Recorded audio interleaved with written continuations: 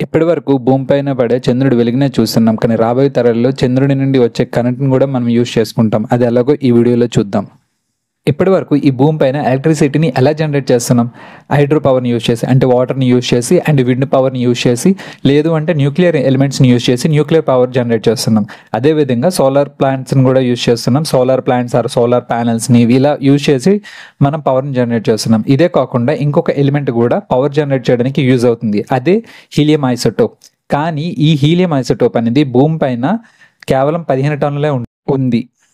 ఒక helium isotope టన్నుని use చేసి మనం అట్లీస్ట్ 1 ఇయర్ పాటు ఈ ప్రపంచం మొత్తానికి ఒక్క సెకండ్ కూడా ఇంటరప్షన్ లేని కరెంట్ని మనం జనరేట్ చేయొచ్చు. అదే దట్ మీన్ పవర్ని జనరేట్ చేయొచ్చు.